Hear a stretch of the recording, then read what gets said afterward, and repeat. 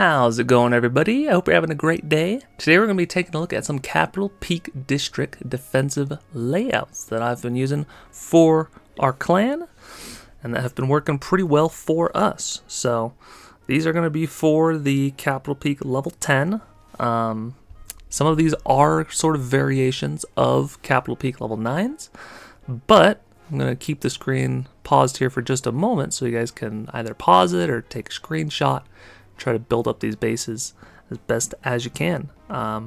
Full disclosure, these bases, definitely not mine at all. I'm not the greatest base builder at all.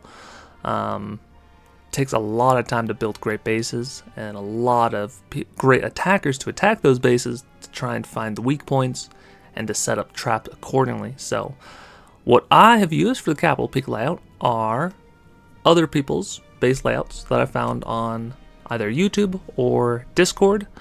I know I found the Skeleton Park layout from, I believe, the Sen Discord, and then I have watched the, mostly I've been using Itsu's base layouts that he found, that he put together from various sources. So I like this Capital Peak layout. It's pretty tricky. So far no one has ever two-shotted it, and very few people have been able to three-shot it.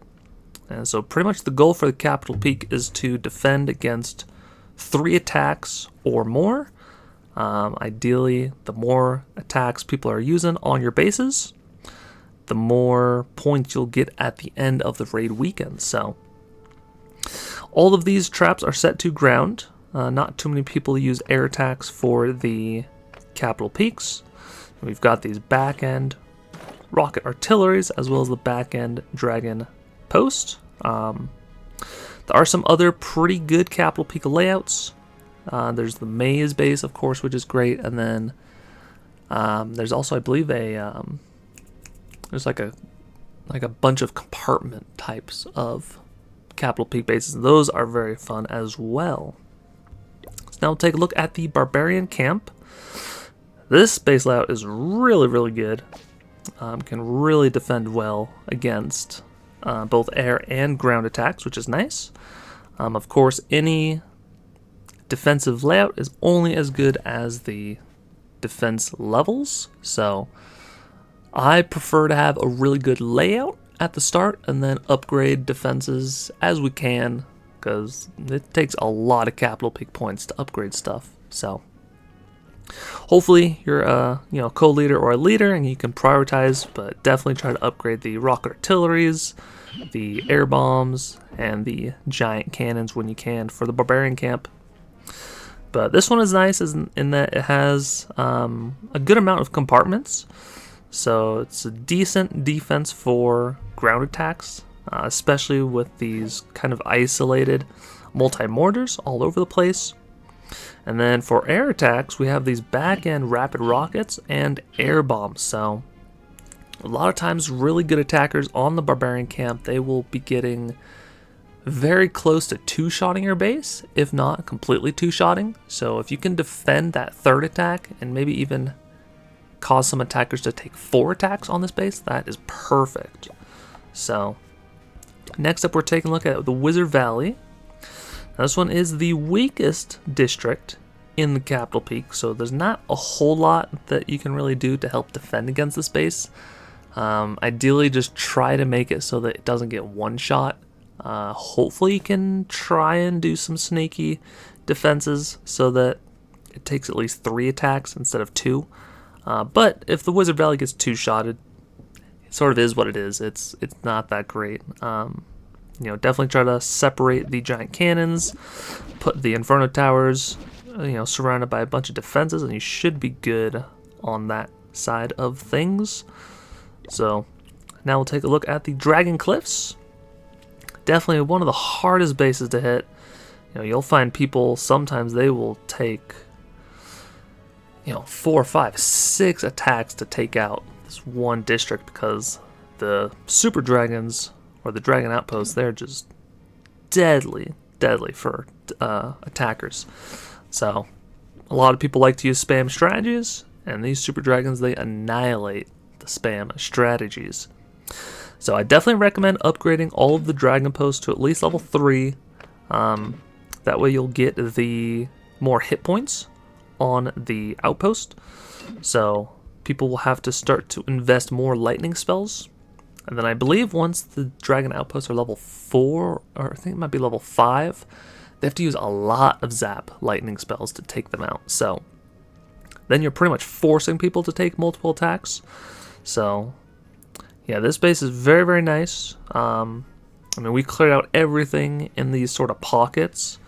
But I believe the District Level 4 base that I was copying from, they had us defend this sort of cove on the right-hand side. So, you know, I'd mostly just focus on a, you know, per district level base video, because those are very helpful, but I will showcase these ones since people were curious. So this one is sort of like a maze layout for the Builder's Workshop. I do need to move this blast bow at some point. Probably build a better layout. I think this is sort of the District Level 4 layout.